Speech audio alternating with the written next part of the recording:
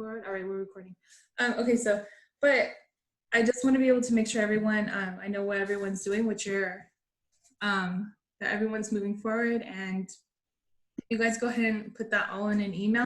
I'm going to start sorting through everyone now and putting everyone in groups. If you are left behind and you don't tell me that you need to be in a group right now, then what's going to happen is I'm either going to have to say, sorry, you have to be by yourself now, or I'll ask if another group is willing to take you in. Okay, so that's why right now is extremely important. You have to tell me if you need a group today, within the next few hours, but do it through email because I don't want to lose it. If you tell me through the chat, I can't keep this. Okay, so it's not like I get to keep the record of the chat or anything like that. So, or if I can, I just don't know how. So anything that I need to refer back to, please email that to me. Okay. All right, so let's start talking about what is required in this project. Okay. So basically this project is going to be so broad, okay, because since this class is all about like really just everything going on in the healthcare delivery system, really your topic, you can explore anything in the healthcare delivery system, okay? So you can, but the whole point of this is for you to look at whatever you want to look at through a healthcare administrator lens. Okay, look at it through the lens of a manager or a business owner or an administrator, or someone like that. Don't look at it from the perspective of like a nurse or a doctor or even a patient. Okay, look at everything as if you were a manager or you own a certain hospital or whatever. Okay, so you're looking at it through that perspective, that lens, right? So as the type of topics that you should be looking at is just something that you can really zoom in on and critique. Okay, so take anything that you're interested in within the healthcare system. Hopefully it might be something that we already sort of touched on a little bit and that you sparked your interest, or maybe it could be something else that we did not go over. Okay, so maybe your topic or your interest could be a policy. It can be a facility, a specific facility. It could be a healthcare organization, a managed care organization, just really anything within the healthcare delivery system. You could even look at what they're doing, how they're managing this whole COVID crisis as well. We can look at that. So whatever your topic is, you're going to critique it. So whatever your interest is, you're going to critique it. You're going to go through like the, what it is, provide all the background information so we know what you're talking about, and then go through why it's really important, why it's really good. It's, a great thing to have in our system, all the positives about it, and then start picking out the bad stuff, okay, the problems, and dissect why they're problems, okay? Explain exactly why those things, those issues that you have with it, why are they actual problems for society, for healthcare workers, for administrators, for even the business. Maybe the business can't make money because of such and such, or, things like that. Okay, so critique it. Okay. And then after that, you're going to offer up some sort of solution. Like if I were the manager of this organization, this is what I would do to solve this. If you're looking at like a healthcare policy and you're dissecting the certain issues that that policy has, maybe this is what they should do differently. Okay, then maybe this would solve that problem. Okay, so does that kind of make sense? Those are sort of like the steps that you're going to take us through in your research project. Now this project is going to be, I don't want to give you a number of pages or a number of sources. I don't want to give you a number of, like a time limit either on your presentations, really, because you guys kind of need to get your heads out of that. I don't want to put you in a box and be like, these are your rules and you have to follow these. What you need to do is research and thoroughly, take us on this journey, okay? So go through the whole thing. If you end up, I wanna say 10-ish pages should be enough or should be good, but everyone's project is gonna be a little bit different. Okay, everyone's gonna find different things, discover new things. And in your project, what I'm really looking for is that it was thoroughly researched, very well researched. You supported every claim that you're making, and you thoroughly explained all of the different ideas that you came up with, okay? And that there are no holes in your paper. I don't wanna have questions to be like, wait a second, what does that even mean? Or how'd you get this from this? Well, it doesn't even add up. Okay, don't leave holes in your paper. It needs to flow. You need to thoroughly explain everything, and you must, any kind of idea or any thought you come up with, just anything. You can't just make a bold statement without providing evidence. Okay, you guys are almost graduates now. You're educated people now, okay? So you guys, you can't just make statements and expect people to believe you, okay? You have to show why that's true. Okay, so provide evidence for everything that you say, and of course you're gonna cite everything properly according to APA formatting. And I'm not gonna be specific, I'm not gonna be all like and strict about like which style or which you know, level of APA. So if they're on like the 6th edition or like the 5th or something like that, I'm not bothered by anything, those minor little details, but generally it needs to be APA, you know, just the general way the APA guidelines and formatting does it. Okay, and of course this paper is going to be 12 font, or 12, it's going to be size 12, Times New Roman, double space, all the usual stuff right there. Make sure you guys have your title page, your table of contents, and then your, you know, the rest of your paper. So, and then the paper should be structured as usual with your introduction, your body, your conclusion, in all the different subheadings in your body, okay? And the amount of sources that you should be using, I don't want to tell you a number for sources either.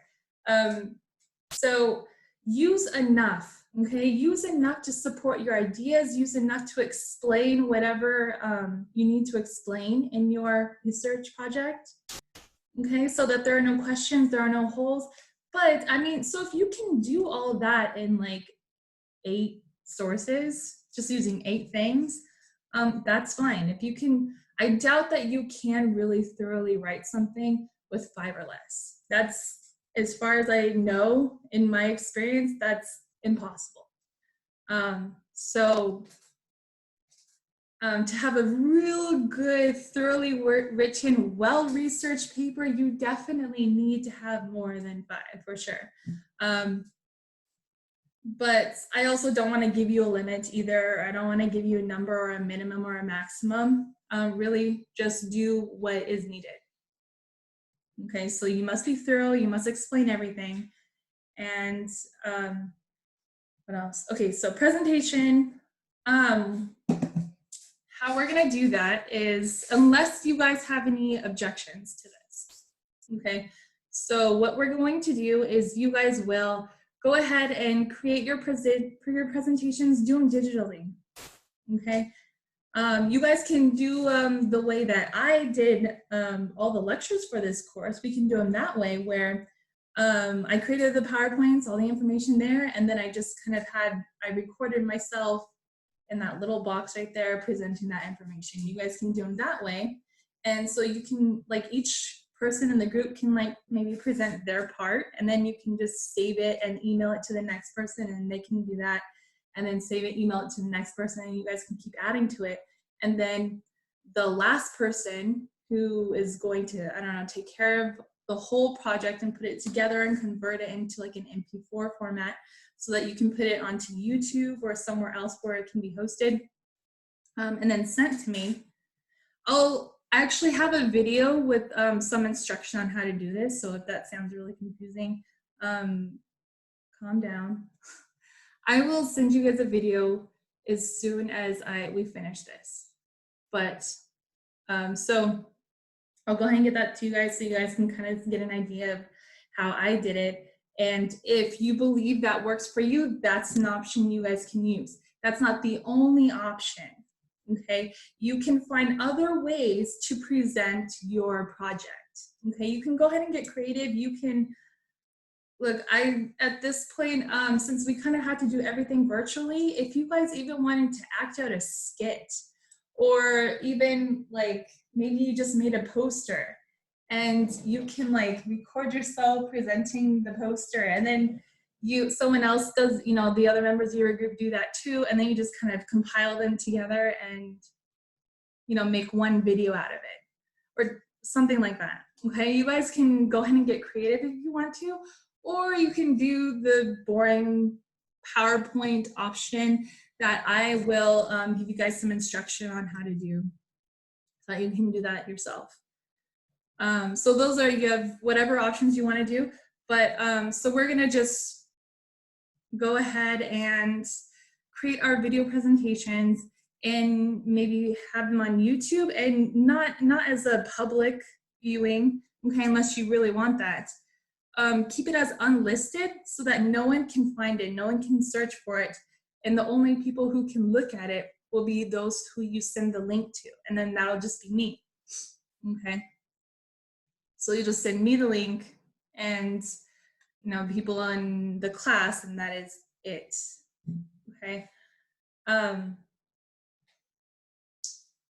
So that's how we should do the presentation. How long does it have to be? That is really up to you. Typically, I usually say keep it 10-ish minutes, but you can go over or slightly under. It really just depends on how thorough and how well it's presented. The thing is, this is going to be a presentation of your project.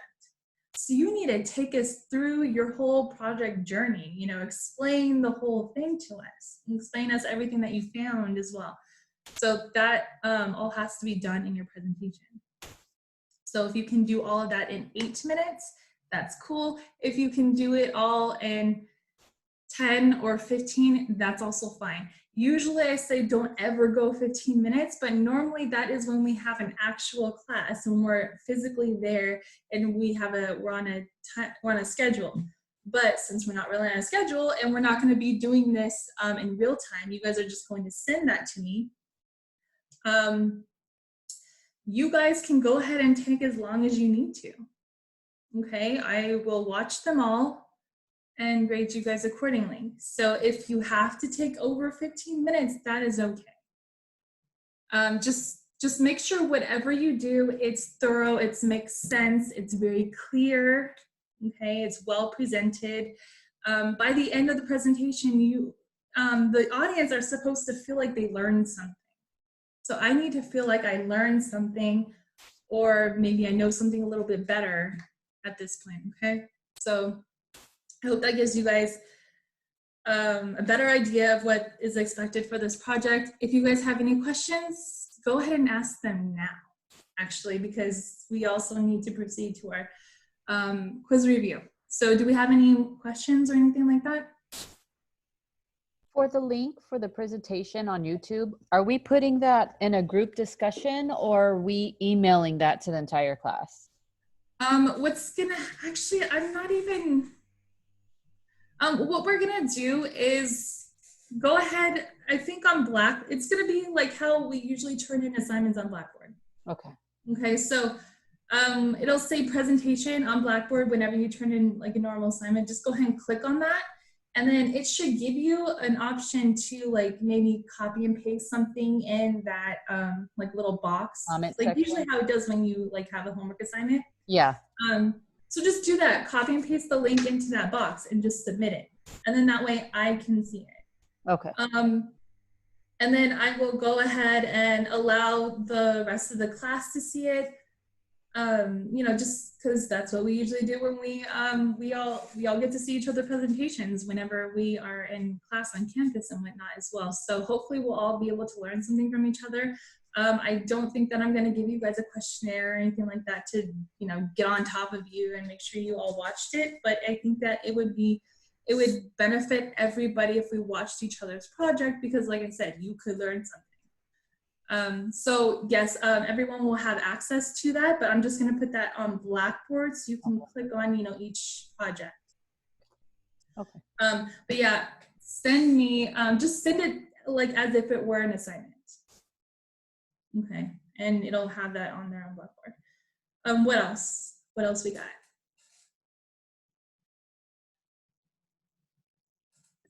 I came in a little late, so I don't know if you already mentioned this, but as far as the groups, did you already place us all in groups? If we emailed you that we needed to? Yeah, not yet. I'm actually going to do that immediately after we start this. I'm gonna go ahead and put everyone into groups. But I did mention at the beginning of this that if you have not emailed me yet, this is your last chance. Okay, you have to email me immediately right after this Zoom. Okay, so that I will know that I need to put you in a group or I don't need to put you in a group. Okay, because I will go ahead and sort everyone immediately after, so you guys should have your groups within an hour or so. But if you did not email me, if you didn't contact me or, you know, tell me that you need a group, and then you hit me up later and ask me to put you in a group, that's going to be really difficult because I might not be able to put you in a group.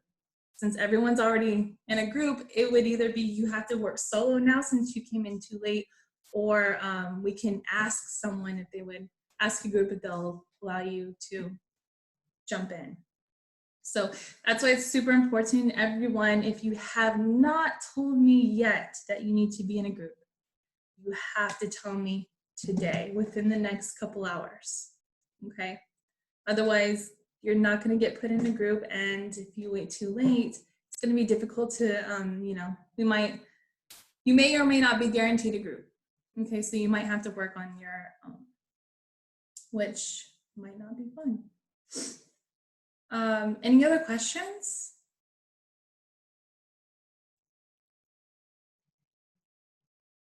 Okay, so are we ready to go for the quiz review? I'm gonna take that silence as a yes, and we're just gonna do it. Okay, so I'm gonna go ahead and share my screen with you guys, and we're gonna do the same, same system, same thing that we always do, same routine. Everyone use your ID number for this, okay? And let's get started. There are only 20 questions, so it shouldn't even be too long. I hope you all studied. And remember, the top 5 are going to get extra credit. Let me turn this down.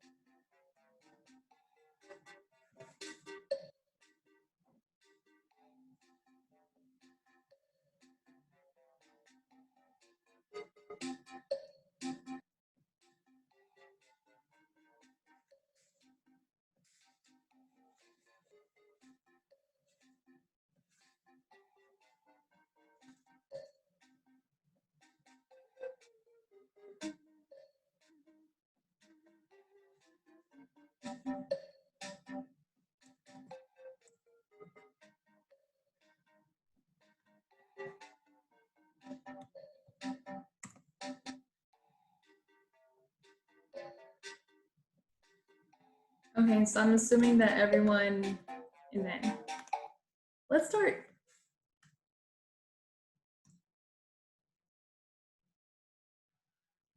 Okay, this needs to go down.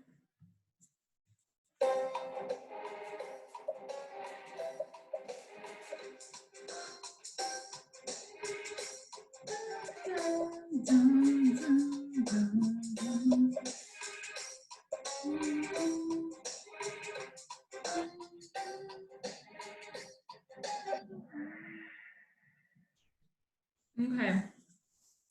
In order to be a hospital, Okay, a facility, you had to have a minimum of 6 beds. Okay, nothing, you don't have to have more than that. That's the minimum.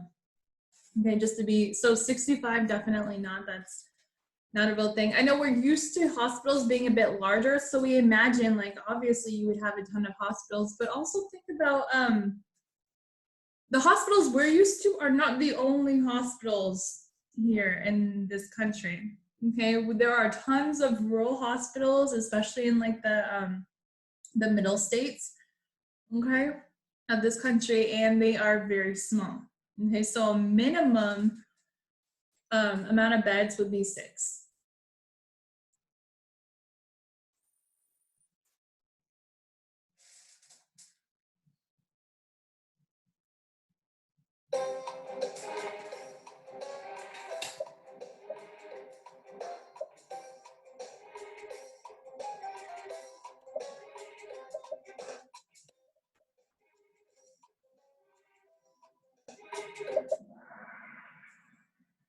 Good job, everybody. Yeah, so the capacity would be the amount of beds that a hospital has that's ready, that's staffed, that has you know, electricity and food and you know, physicians and whatnot ready and waiting on that patient, ready to go. So whether it's filled or not, it's ready to go, right? That would be the capacity. So that's the amount of hospital or a hospital beds that a hospital has that's ready to serve a patient. But the occupancy rate is the percentage of the capacity that actually has patients being taken care of in it.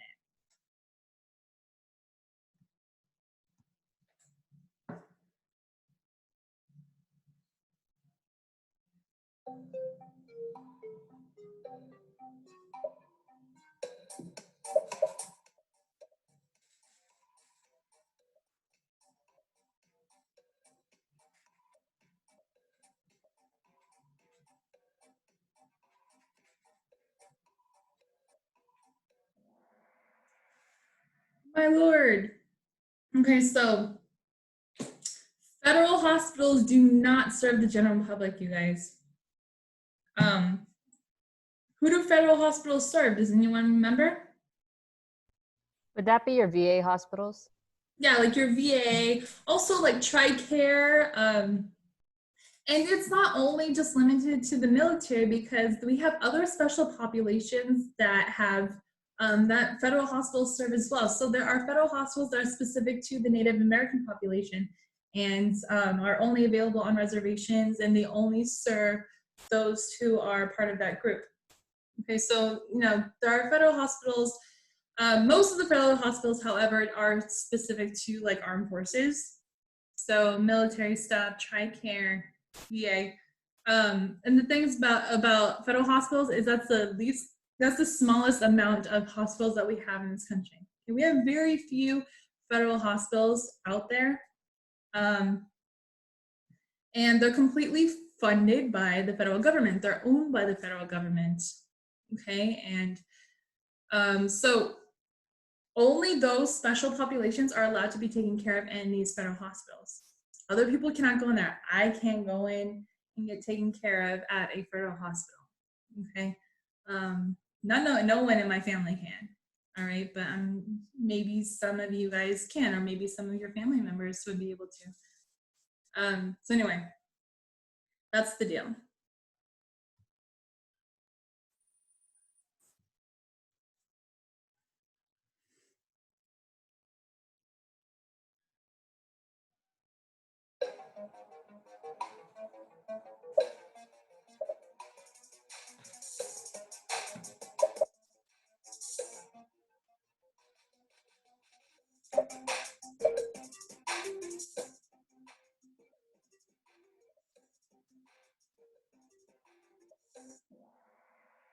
Very good, everybody. Absolutely.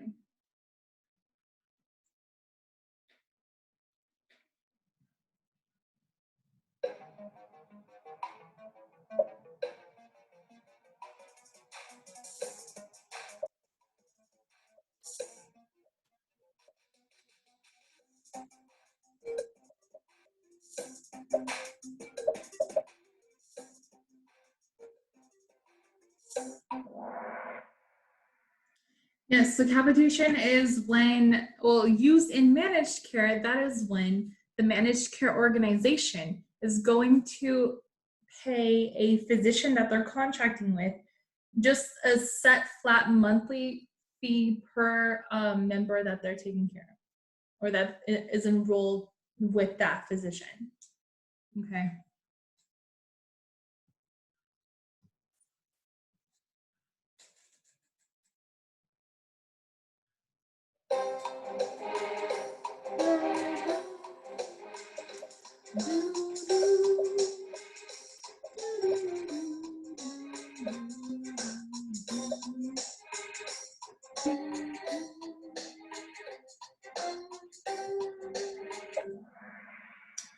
Good.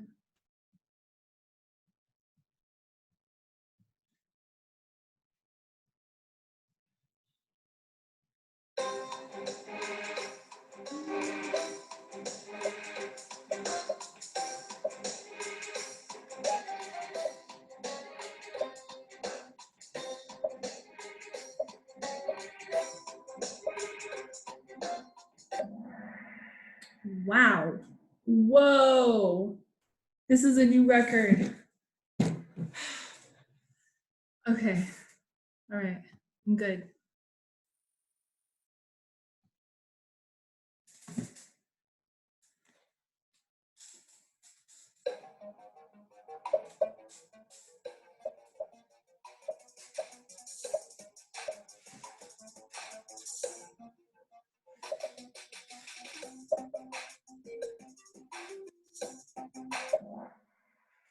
All right. Absolutely. Good job.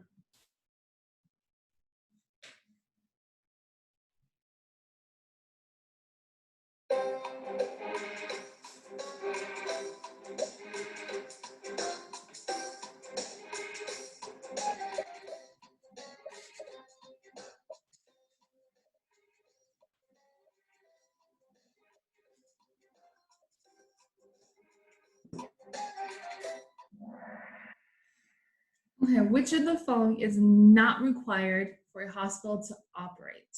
Licensure is definitely required. Every hospital, in order to be there, is gonna, in order to just be a hospital, you have to be licensed by the state. Now, governing board is definitely a requirement. You have to have a governing board to even be a hospital that runs, and no license, no, they're not going to provide you with your license if you don't have that all set. Same thing with physicians. It's absolutely required for you to have physicians staffed in your hospital. There has to be a supervising physician at all times, right? Now, certification. Do you guys remember what certification even means? If you want your hospital to accept Medicaid and Medicare. Yes, absolutely. If you wanted your hospital to accept Medicaid and Medicare. So, do you guys think it's going to be required to accept Medicare and Medicaid? Have you guys been to a hospital that doesn't accept Medicare and Medicaid ever? Some hospitals don't. Some hospitals, I know, yeah. So growing up, like whenever I would have IHP, I was, we always had to kind of like know which hospital is going to accept the insurance, okay? So it's not always going to be every hospital. Sometimes it'll just be the only hospital in the area is the community hospital, and that's the only one that's going to accept your insurance, and we would have to go there. Okay, so not every hospital out there is going to be certified to accept Medicare and Medicaid. Okay, so it's definitely not a requirement. It's just, if they want to. If it suits the business, the hospital as a business to accept Medicare and Medicaid and provide care for those, for that population, then there you go. But otherwise it's not going to be required, and that is why this is the answer.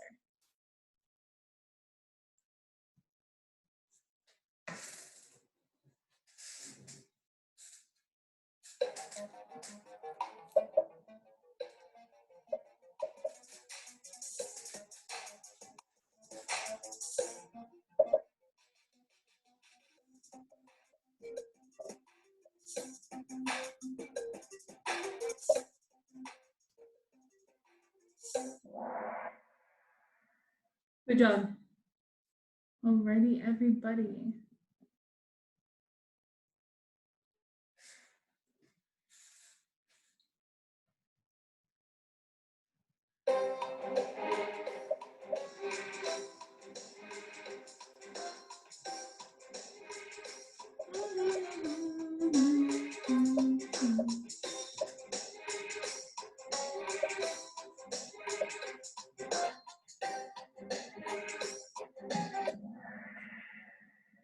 Good job.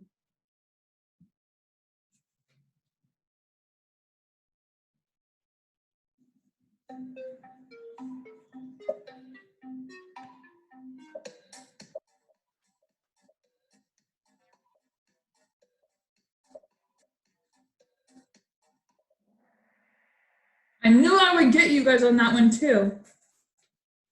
They're funny. Can anyone explain why a public hospital does not mean that it is open to the general public? Because public just means government funded. Absolutely. Public just means government. It means it's government owned or government funded or government something. Okay, it's government. So that's all that means. Because not all public hospitals, not all government hospitals are going to be open to the general public. Remember, federal hospitals, they're not open to the general public, are they? No. So not all public hospitals are going to be open to the general public, but they're still public hospitals, right? So there's that.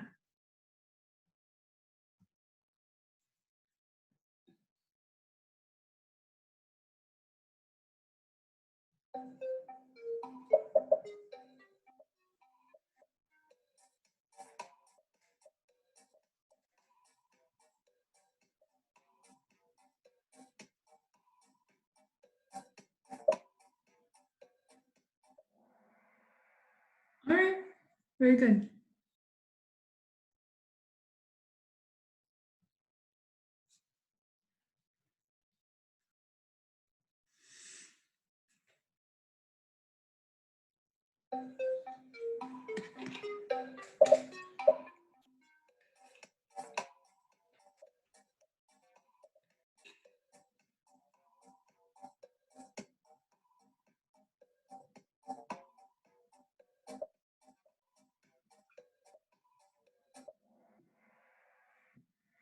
Good job. I'm impressed. I didn't think that was going to happen. Congratulations, everyone. Good job on that question. Yeah, okay, so I guess it doesn't need an explanation. I was preparing. All right.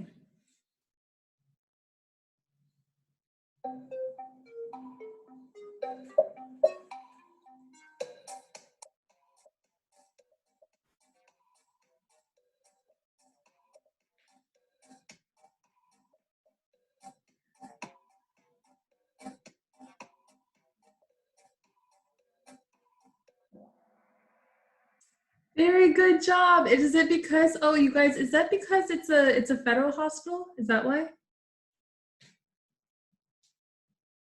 Okay, next question.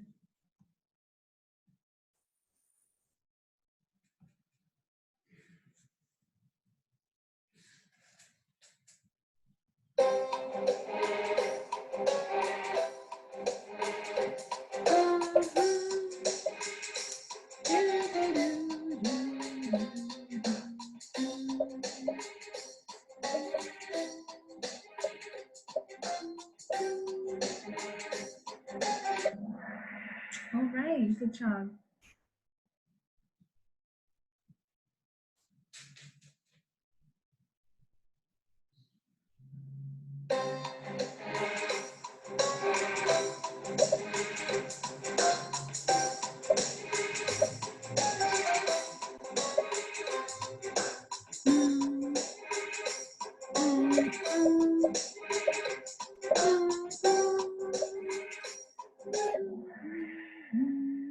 Very good.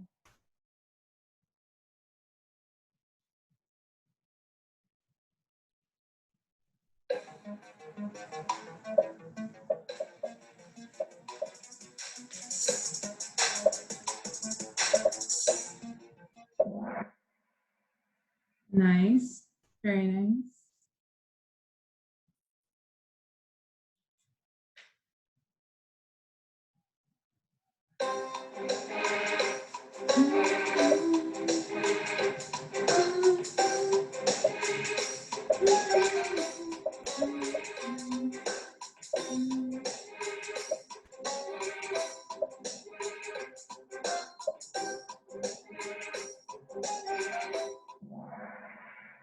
Very good. All right, everybody, this is the last question. It's the moment of truth.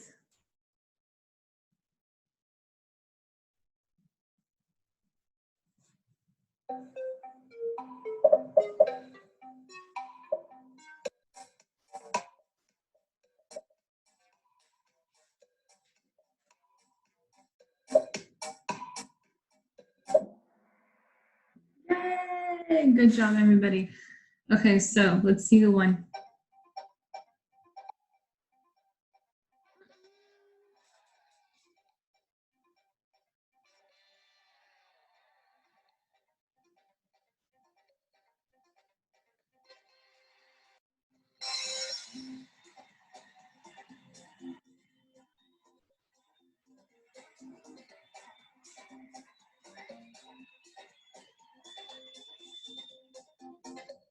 All right.